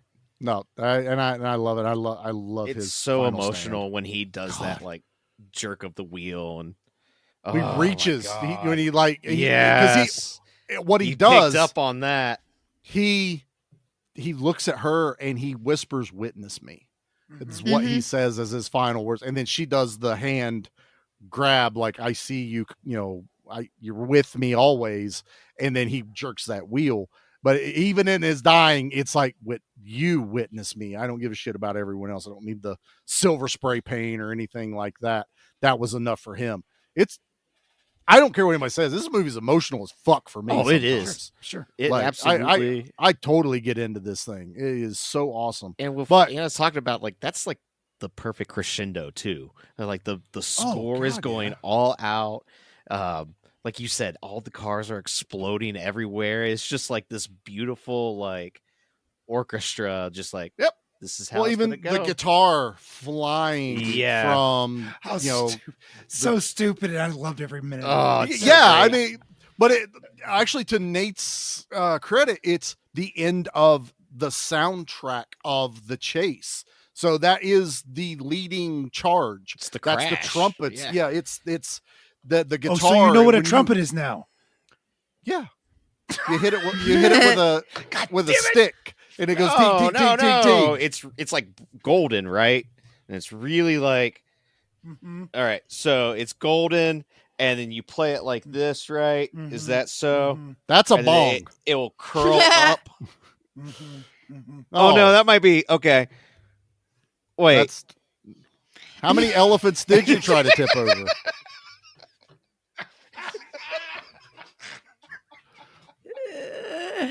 You're welcome. I'm good at this. Pete, what's your favorite scene in Fury Road? There were a lot of really good scenes. I think my favorite part of this whole movie is not knowing exactly what's going on at all times. Like, what is this? What is this mother's milk stuff? Are you really harvesting milk from women? I think you are. Did you see them at the end? Yes, they were. Yeah. Where's all the water coming from? Have you tapped into a dam somewhere? Your peons just don't know about it. I think I really like the mystery. That's, boy, I don't know, it was Charlie or Nate, I forget which one of you said that this is a well lived in world. It's like Star Wars. Star Wars exists on a much bigger scale than just that little bitty story that we're following. Yeah. And the Mad Max world also exists in such a huge scale, but we're just following this one faction of it. To Peter Jackson's defense, Lord of the Rings also is a enormous world where we're following just one little bitty faction of what's going on. Now, it does happen to touch most parts of the known world, but there are much bigger things out but there that's than like just what's happening. A generation, when it comes to Lord of the Rings. There's right. Those the ages of the ages, yeah. The end of the second and beginning. Well, of and you third, also I had don't know. someone that did the work for you for the most part. So Tolkien had created this, and then he had the benefit of there's this world, and now I want to put it on celluloid. The world and is built, so we live in it. So I'll give credit to Tolkien more than I will Peter Jackson. Then Right, Jackson gave us a visual, which he'll get all the credit for that. That's I really like that about this movie. How very grindhouse, but there's so much going on. We meet so many people throughout the whole film. We just get little snippets of what they are, and I guarantee there's a story behind each and every one of these little civilizations as we're just barely meeting them. The gas people, the bullet people, the water people. It's, man, I think there's so much story to be told in this world that this Mad Max thing could go on and on and on and on. Yeah, if you wanted to aim at certain parts of this world, and it could all fall under, I don't know. I guess it could all fall under the Mad Max. Had they kept going with like Road Warrior, and then had they not called it Mad Max Beyond Thunderdome, had they called it Beyond Thunderdome, a Mad Max story. There you go. A Mad Max tale. I think that's what they say on Furiosa. That's what they did with Furiosa, and Furiosa bombed. Right. So and they say like it could be Furiosa bombed. Yeah, dude. It bombed hard. Well, I'm thinking, a James Bond movie is coming out, and none of these movies say James Bond versus Goldfinger. It's not what you see, but it's a James Bond movie because of the marketing that it's done. So and it wasn't until Daniel Craig that it like tried to follow multiple movies. It tried to actually try to keep that was a history with the character. That was a 4 movie story arc for sure. Yeah. And anything else is very loosely connected here and there. Exactly. So there's I prefer that for my Mad Max films. Quite winks frankly. and nods, just a little nod here and there. It's like, oh yeah, that's I didn't know a Furiosa cool little reference. bombed. Huh. Yeah. That's too bad. I'll save some of what I want to say about that later. Sure. Oh, that's okay. All right, Nate, what about you? What's your favorite scene in Fury Road? So it changes on watch to watch, as one does. Of course it is. On this watch, it was when Max and Furiosa finally start to work together, when all those Sand Raiders are coming down on them from the valley, and they got the dirt bikes, and you find them actually like working together as a team, shooting each other. How violent those bikes are being thrown. There's one where Charlize Theron pops out, shoots the rifle, and then pops down just in time as that motorcycle comes crashing down on the roof of that vehicle. Oh, that was amazing. Like somebody so badass. threw a bicycle at her. Like picture Sam Raimi. There's some jackets. Exactly. Yes. Yeah. Instead of hitting Bruce. I'm gonna throw a bike. Because you can follow her eyes, and she goes, and for real, she goes, oh shit, and she ducks fast. Was that Super Troopers when they're throwing shit at the kid that's acting like a duck and Farva throws the fire extinguisher? The fuck? Yeah. Yeah. But yeah, that whole thing is just fucking awesome. And then Yeah. the build up, the other scene, because I wanted to talk about like right before what Anna talked about, where we finally get the breather and everyone's on board of working together, and just how fucking chaotic it gets. Oh my god. I don't want to go into Yeah. it. So Charlie, you Well, it's fine because that right there is, Yep. to me, the best culmination of the movie. The scenes, everything comes together. You get the polecats, you get the flamethrowers, you get all of the war rigs together. You have a Morton Joe's doubled up Cadillac, just raising absolute hell on the desert, and it is nonstop. It's also I do cry when Nux gets messed up, but I cry at another character's death when Max's fucking car gets wrecked and crushed. I fucking hate that. Man's supposed to get his car back. He's even looks at it and he goes, "That's mine." Yeah. And just yells at Slit. But I love everything about blowing the gasoline into the breathers to give it that little bit extra fuel kick and just going absolutely siphoning it. I mean, they're sucking it out of a can, and blowing it. And the other then one has a bottle. Gets a little in his lungs or something. He's like, yeah. Hey, if you ever suck gas out of a gas tank, it ain't fun, and that's it's kind not of fun. No, it it's sucks, and I hope I never have to experience it ever again. Yeah, I don't ever want to do it again. Yeah, fun is enough. Thanks. Yeah, but it's that entire spectacle because you can't breathe. It doesn't stop long enough for you to catch your breath. Every time something, like when the one girl gets snatched, the Zoe Kravitz character gets snatched right out of the car over into a Morton Joe's car. Then it happens again. You got that fucking psycho looking dude that stabs Furiosa in the side. That's where this feels straight up like a horror movie. Those guys coming in with the like chainsaws slicing at people. It's unrelenting, the siege that these people are when that old dealing with woman on the war rig. gets hit with the saw, and she her just her eyes are so like shocked and glassed over. So You're like, heartbreaking. oh my god! Like, she grabs shit, the seeds. I got this far in life, and this is what gets me. I know. Yeah. That was heartbreaking, man. That gal lived a life, and this When motherfucker takes her out. Yep. She was That you feel for all their deaths when the one girl gets hit with the flail and she crashes a motorcycle, or her friend pops up, starts hitting people with the rifle shots, but her friend's just screaming, I can't see. Yeah, she's and they just blinded get out. mowed down. You have Furiosa's friend from childhood who's on the motorcycle. And she gets that hero moment where she just stands straight up, pops up, shoots the car on the other side, sends it careening. Then they wreck, and she's still trying to protect everyone. And then fucking Gastown's car / trailer, fucking just bam! It feels nasty. out of nose. Yeah. Yo, Harvey Flavor- Weinstein, Flavor Flav. Harvey Weinstein running around out there. Yeah, with his tumor legs. But I love, Max gets in that car and fucks him, uses him as a bulletproof, like a bullet shield. It's so everything there. Seeing how the polecats work, where it's an engine block on the other side as a counterweight, so that they're balanced the way It's it the fact works. that all this chase is real, including that, is just All of it's real.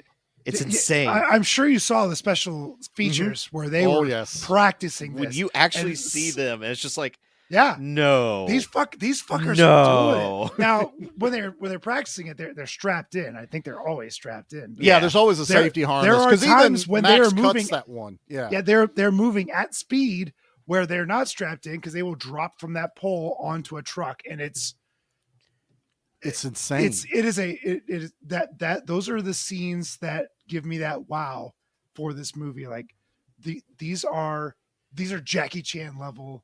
Yeah. Well, these these people are stunts, putting their lives yeah, out there crazy. for entertainment. and the Academy is not going to even recognize it till 2027. Like, they're not even going to do it for 2026. Bullshit.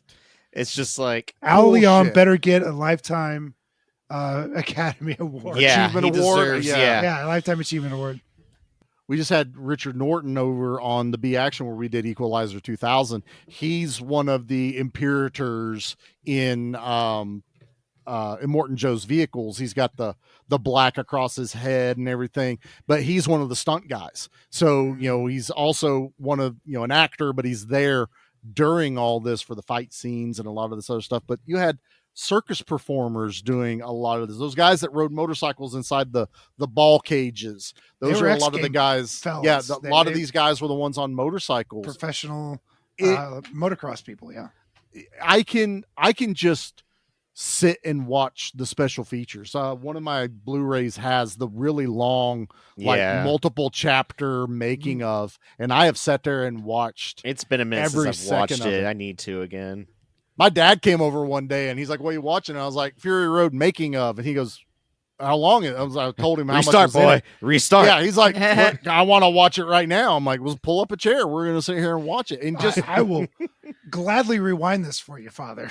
Yeah, there's like, I'm not that far into it. How far are you into it? About an hour, but sign it. We'll go again. It's totally fine. Go again. Yeah, I don't even care. I am fascinated by that type of work. I've always been fascinated with special effects and stuff, but the cars, and I watched the special features of them making these cars and just adding that.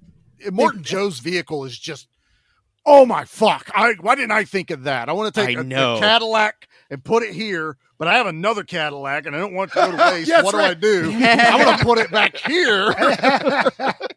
and then, well, now I have two bumpers. Well, now I'm going to put that one under the other one. Yeah. This is working great, everyone. I don't know where. This is like Death Race 2000 just turned up. Like, yes. These things don't need to necessarily be functional, but they got to look cool as fuck. They got to look cool. They got to run. I want to believe that little spiky Volkswagen thing really, really sounded like shit. Because remember because it takes off and it goes. I'm like, that thing really probably sounded like that. We just need it to run for one scene, and then we're blowing it the fuck up. Don't even worry about it. I need it for like 10 minutes. And also, Pete, I hope that there's scenes that you see where, like, especially the first assault on the war rig, where those war boys are flying off that motherfucker and they're just like flat, straight out, like dummies, but their bodies are just fully flat, flying off this vehicle and hitting the dirt and just rolling. There were times where I wasn't sure if it was a person, a dummy, or CG. Right. Mm-hmm. Frankly. And that's amazing. Salute. It's like kudos to them. Yeah. Wasn't sure. Because there's one, like, he just pretty much just like, fuck it, and just kind of jumps sideways and he's off the thing. And that one, when we see the first time of The Witness Me, that one that takes the fucking shot right through his dome, where he jumps off the back of the truck with an exploding spear. Yeah, he has both jouts, and you're like, that's all I need to know about this religion, this belief they're willing to just sacrifice themselves for the greater glory. They have a very strong conviction that they will be either reborn or I live, I die, I live again. Yeah. Yes, the glory of Valhalla. Like, I live, I die, I come to Valhalla, and then I don't know, the Rick and Morty thing, and where you live and honestly, you die every day. Think about how far removed they are from like actual organized religion, and you only not know far at all. Pieces, but you only know pieces and parts of certain things. So like Immortan Joe has now created a little bit of Valhalla, a little bit of Christianity, a little bit of this, and made his own religion out of it. Greatest People hits. are believing it. Yeah. Yep. I mean, it's religion in a nutshell, as far as I'm concerned. Religion. But it's the greatest hits of a lot of different things. You're telling me there's a religion about V8s? I'm in. That's all I needed to hear. Oh, sir. It's especially a used car salesman trying to get you into heaven. Oh, damn it. Oh, come on. Not this one. Well, they go up to that shrine of steering wheels and he like raises his hands above his head and he's like, in your name, V8, and then grabs that steering wheel off there. I'm just like, fuck. I don't stand for what they stand for, but I kind of want to do that shit. I kind of want to be a war boy. I kind of want to just get in a badass car. Like when Nux goes into the tornado of fire and everything. He's got the fucking goggles on. He is pouring ready the gasoline in the vehicle. What a lovely day. What a lovely day. Oh, it's So, witness me, blood bag. Witness me. I love Max's face. It's like, oh no, you The son of a fuck bitch. you are. Max is genuinely scared when he's tied up to the front of that fucking car. Oh yeah. He should How's he be. Tom keeping his Hardy's- eyes open? Like his eyes clearly are like, open. Oh shit! Dude, when They're he so throws that dry fucking- from the sand he can't blink. Yeah. Max doesn't say a lot, but when fucking Slit throws that fucking joust beside, that's my head. He turns around and yells at it. You, fair you're a reaction. stoner. You don't want to get rid of me. No, it's so awesome. All right. Well, I say we go ahead and jump into things. We'll continue Sure. everything else as we talk about the things. Yeah. Leave anything for us? Just bodies. Body count. Body count. Body count. Body count. I think I just heard the ice cream truck guy, and I never Oh. hear the ice cream truck guy. Hey, Nate. Is it that? Nate's How distracted. Where's quickly- Nate go? How quickly does dairy affect you? This is Because we true, only too. got a little bit of time left in this podcast, sir. And I don't want you rushing to the John Just see Nate running in the last across the 15 minutes of screen. this. Damn it! Give me one of them crooked face Spider-Mans. That's right. Spider-Man's eyes all the way down here. Yeah. Hey, you guys! Give me one of them Goonie Spider-Mans. Goody Spider-Man. When Looks- they're turtles too. Yep, the Ninja Turtles. Yeah, Yeah, the Ninja eyes were Turtles, never in the right spot. Give me that Toxic Avenger turtle. That's the Toxic Turtle. That's Well exactly what.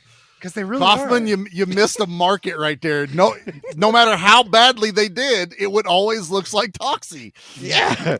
missed a great marketing opportunity there.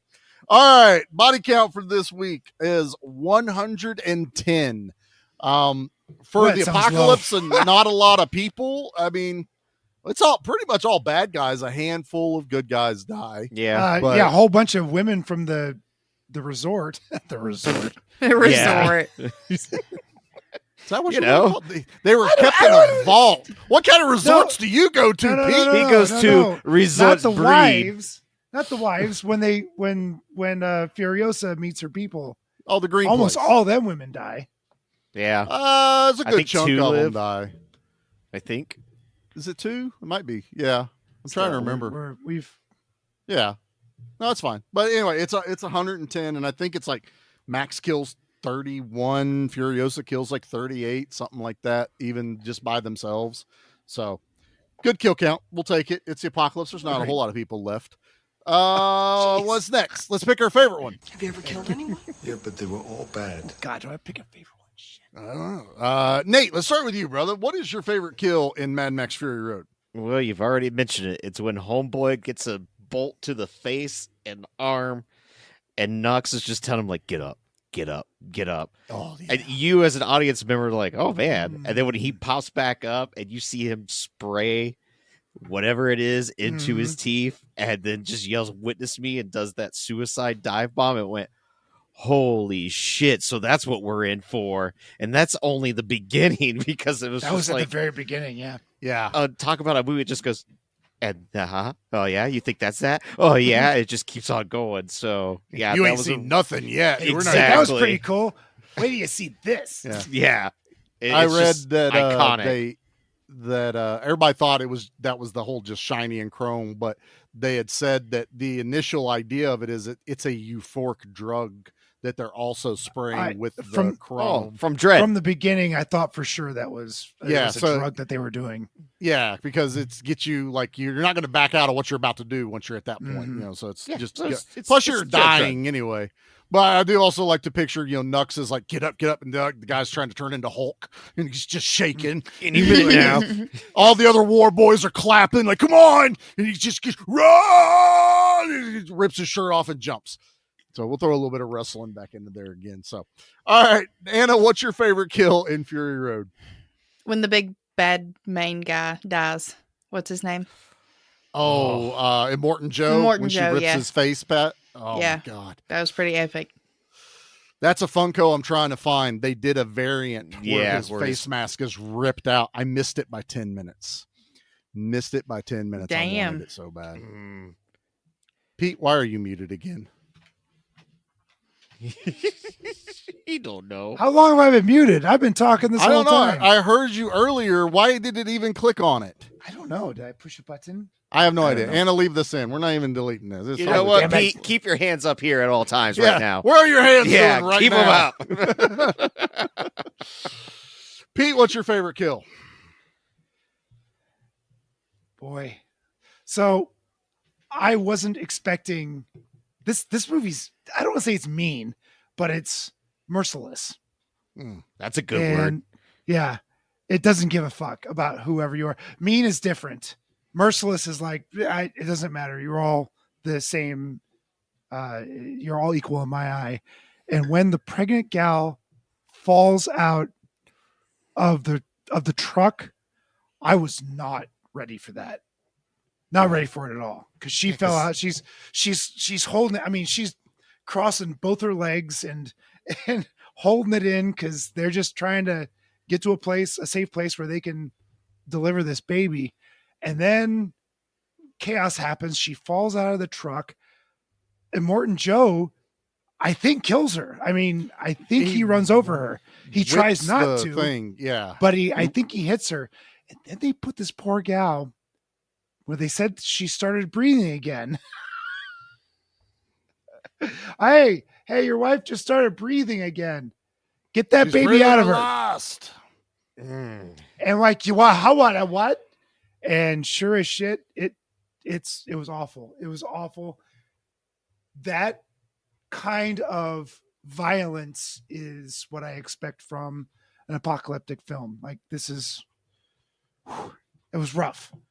And I to say it's my favorite, I hate to say it's my favorite, but it's yeah.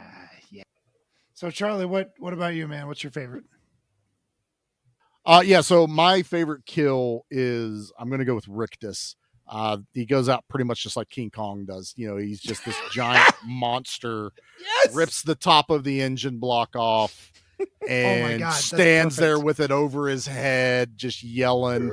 And then, you know, it's also culminated with Nux doing his sacrifice. So a lot of stuff's happening. All the vehicles are crashing in.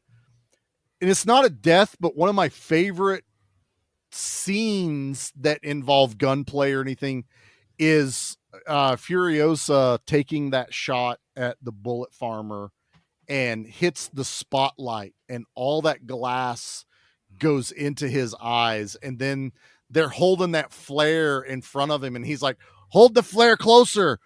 It's right next to your face. And he realizes he's blind. So yeah, Bullet Farmer does his whole big speech of being blind justice and just spraying and praying, basically. That's like one of my favorite like scenes visually in the movie. That he does die eventually, but that looks shot of so badass, dude. it's amazing. The wrap around the face. Oh, it's so good. He's also got bullets in his teeth. Because whenever Didn't Morton he take Joe's a tooth out and run with it? he goes, and one for Furiosa, and puts it in a single shot gun. Oh, it's so good. Was that Bullet Tooth Tony from Snatch? He took all the bullets that were shot into him. Again. Shit. He's like, Dad did all the work for Tony. He put the bullets in his teeth. That's why it's called Bullet Tooth Tony.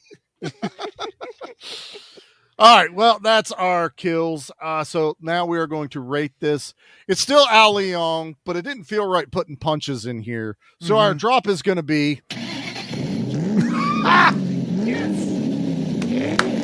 And Anna, any car that's revving its engine works here. Heard.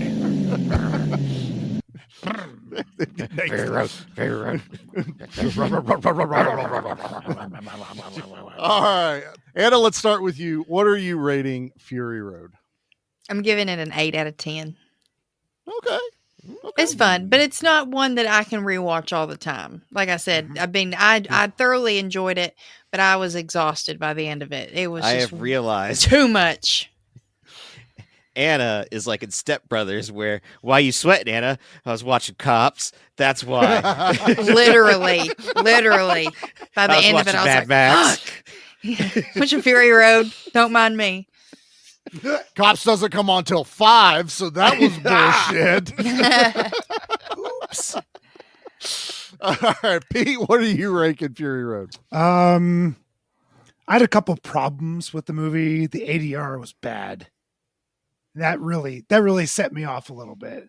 But I loved everything else. Some of the CG was dodgy. So I'm nitpicking here. I can't give it a 10. I'm gonna go 8.5. I thoroughly enjoyed it. I will watch it again. It needs to be in my collection. 8.5. I have several. You know, You're hogging them. I can't find. Yeah, he's got I them can't all. find Send them us online one anymore because you Send me own and them Pete all, one. Charlie. Don't Dad's worry, he'll never come seen across this 3 either. more. Yeah, 8.5. Oh, if it's one I don't have, I will buy it. Yeah. That's how, You know that's how how there's collecting works. There's This a is a cat, must. This is a must watch. It's still an 8.5. There's the cat distribution center, and then there's like the Mad Max Fury Road distribution center. Just Charlie keeps crossing paths with both of those for some reason. I found the 3D one at like an Odd Lots, so I mean, was like, hey, it was, The it was Venn right there. the Venn diagram with cats and Fury Road. So I'm they're I'm very James tight. Same and Woods same. and Yeah. I'm James Woods and Fury in Family Guy. Ooh, Fury Road. Ooh, Fury Road. Ooh, Fury Road. Just picking them up as I'm walking. And he's gonna find Furry Road one of these days, and then That's a totally different then movie. there's a whole new world opening up for I Charlie. do like this idea of how we could trap Charlie though with a really sophisticated long trail. Fury Fury Road. Fury Road. I don't have the black and white version. I don't have the silent version. I don't have the. I Close don't the have doors the behind him. It's the audio library. only. We need to get Son the of a audio bitch. only version of Fury Road. Right, I'd can I get listen an to it. audiobook? I would. Totally would. It's- That's Felt called like a watching it soundtrack on- for this movie The anyway. the negative cut where it's the negative cut. Everything's like reversed backwards Right, on right. like film negative. Yeah. Nate, what are you rating Fury Road? Well, hearing what Pete has had to say and like what Anna's wondered about too, I do implore you guys to watch Furiosa. It is Yes. much more story. It there is like the action is very good. It got beefed on with some CGI issues, but they're minimalistic. Like in this one, it's really not as bad as like people made it out to be.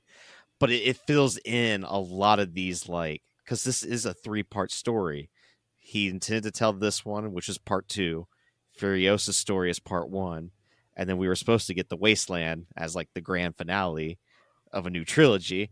But because no one went and saw Furiosa because it got released just way too late.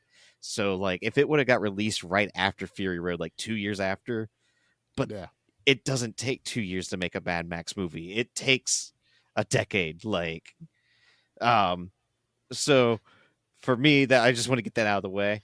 But Fury Road has impacted me in a way that, like, I don't know, like Star Wars did, like RoboCop did, like Yep. you know, where it's just like, holy shit, I got to experience that as it was happening.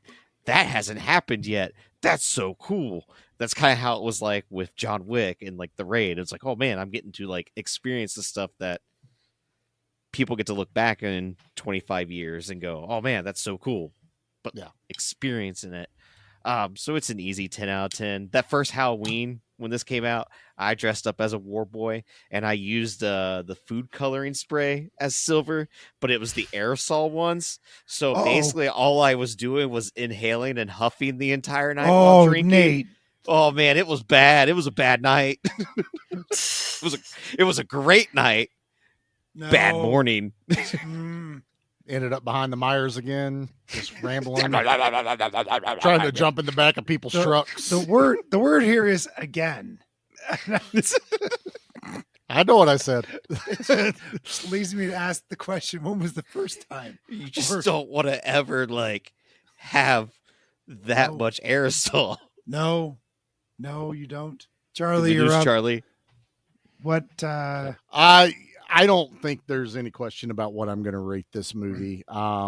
This is one of my favorites. I watch it every chance I get. This is another background movie for me. I can just throw it on in the background and listen to Mad Max Fury Road. Okay. You know, it's she was right. it's just so You come to my house, you'll realize Charlie basically lives in the wasteland of his own making. We have vehicle parts laying around everywhere. There's weapons hanging on walls. You know, Are you the harbinger of doom in your area? I'm telling you're you, the one that when the teenagers pull up asking for where the cabin's at. Don't go down that road. I'm the one they're warning them about. It's like, don't go down that road. Old man Chase lives down there. He'll throw an engine block at you. You know, it's there's tales that you could hear his shovel digging at night. Always digging. I'm sure Nate remembers the explosion one night that happened while we were recording. And my uncle come down because he goes, I heard an explosion. I came to check on you. And I went, I kind of want to think that's nice, but I'm also wondering, did you really think it was me that exploded? And he's like, he kind of gestures around. And I'm like, fair. Very possible. You do know me, sir. But no, this movie is, it is 10. It is a 10 out of 10. I adore it. My nitpicks are just that. They're nitpicks. And it's only because I've watched it. I don't know how many times. I'm with Nate. I don't know how many times I've seen this movie. I can't count it. Every time I buy a new version, I watch it. If it's on TV, I just learned, even though I own it, it's like, oh, it's on Max right now. Turn it on. It doesn't matter. Just cool. If I could figure out a way to play it in the back of the truck all the time while I'm driving, I'd just have it on all the time. I want to show everyone, put it on the back windows and show the neighbors and the people behind me in traffic. We're all going to watch Fury Road today. Maybe this Halloween I do a big projector and everybody's just going to watch Fury Road for Halloween this year. There's a lot of costumes. Yeah, see, I can do it. I'm going to run around. I'm going to go grab an engine block and act like Rictus and just chase people all the way around the property. It's going to be fun. I have your candy. Yeah. Just put I have a bag of candy, and it's full of Jolly Ranchers. Small tiny whitey on your chin. No, I'm not like that. No, we're not doing underwear on our faces. No, we're not doing that. Not doing it again. So yeah, I adore this movie. One of my favorites. I recommend it to everyone. And like I said, you don't have to see the other three. You can start here if you want to. It is gonna diminish the other three a little bit when you go back to it. I would honestly recommend watching 1, 2, 3, and then this. Maybe you want to make sure you enjoy them all that, but you don't have to. We'll put it that way. Yeah. If you don't want the investment, just watch this one. Honestly, when this one ends, just put it on again. That too. Yeah. Just put it on again. Just would you like to play it again? Yes. Anna's like, no, I need a nap. I would need Take a fat nap. Yeah. She's like, nope, I'm going to bed. I'm done. Not even an air drink to keep me awake anymore. I'm going. I'm down. All right. Well, that is that. Are we doing trash opinion, Nate? Did you say you had one? No. Oh, yeah. It's I used to work with a buddy, and he was like, I'm going to watch Fury Road. Then the next day he went, it was mid. I went, I'm going to kill you. He called Fury Road mid. Was this your current job or your old job? My old job. Oh, good. That explains okay, it. That's still going to fucking kill him. I'm going to text him later. Yeah. That's fair. We don't even need a drop for that one, Anna. We're just going to let that ride. That's all. That guy's stupid. I want everyone to know, all of our listeners to know how dumb Tyler is. That Tyler's a real and big, shame. fat fucking idiot. Name and shame, sir. Name and shame. And I'm like, oh, yeah, dude, I don't think I totally name dropped you in the episode. You should listen because you don't listen to my podcast. So, now this is my chance to guilt trip you. He's going to get to the hour whatever mark, you piece of shit, you fucking stupid Tyler. Everyone say, fuck you, Tyler. Fuck you, Tyler. Fuck you, Tyler. Yeah. Anna's fine. Anna's I'm staying out of it. But just know, Tyler. I don't want to piss listeners off. Yeah, that's a good question. Is he cute? Yeah, the entire continent of Tyler. Fuck you, the country of Tyler. Tyler. Yeah. What everyone doesn't know is Mad Max Fury Road is just every day in Australia right now. So we think, it's going to be the apocalypse. It's already happening. That's just what every day. That's her commute to work every day. Kate told me. It's just I believe what Kate tells me. Yeah. Kate She's like, can you believe this? Yeah. She works at the Bullet Farm. If you didn't know, that's what she does. What? Great dental plan. Yep. Ruben works at the gas fields. Terrible dental plan. He's a gassy kind of guy, so he probably contributes. Yeah. Well, it's the beer. He gets that high octane beer that he drinks That's why he I thought it only was just from posts all the like gasoline. It's why he only does an episode once a year. So I'm gonna Yeah, call 'cause he's got all Ruben the out. gas farts. It's okay. He's been on the show. I can pick on him now. That's fine. He's one of us. That's how. One of us. All right. Well, that was our second Google episode of Month of Action. Where did you go, Eagerly? He was taking a long break. There he is. There he is. So I was afraid that he was going to show up because, you know, the Wastelanders like to eat everything. He's just worried he was going to carry will you eat off. them. just Nate's running around the backyard. Eagerly swoops off, carries Pretty him sure across. Eagly is a rock, like the big bird. I'm going to be quiet now. Also, he's like a rock size. He's a rock sized bird. He's rock size. The Rock is now As a playing bird. Eagerly in the next Not movie. Dwayne Johnson, No. you jagoffs. No, yeah, he's going to have khaki camo. Can you no, smell khaki cargo what the Eagle's shorts. cooking? I am speaking no longer tonight. At least give it to Jason Statham. Okay. we'll give Eagerly it to deserves Jason. better. He does, but he's English and Eagerly's He can play an American. He can play in America. Yeah. Yeah. Yeah. It's okay. What's the job, Okay. cowboy? What's the jump? All right, so that was our second episode of Month of Action.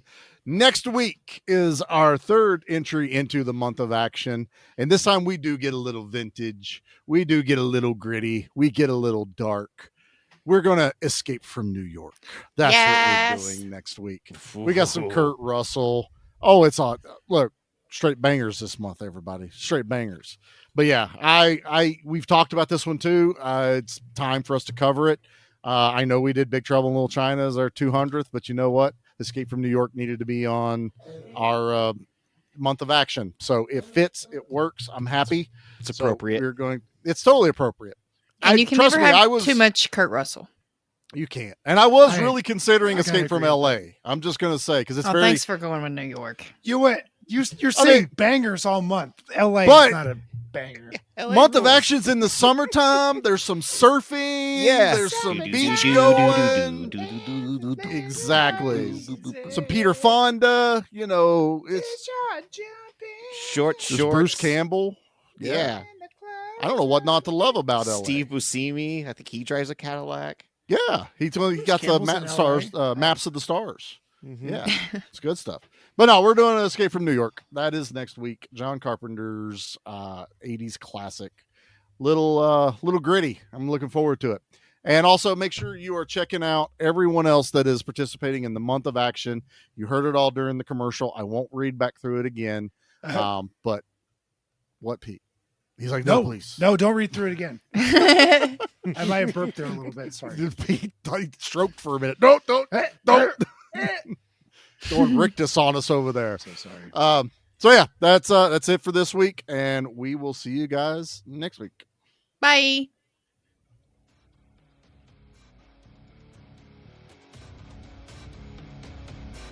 That was one hell of an action sequence, soldier. I haven't seen shooting like that since the Battle of New Hope.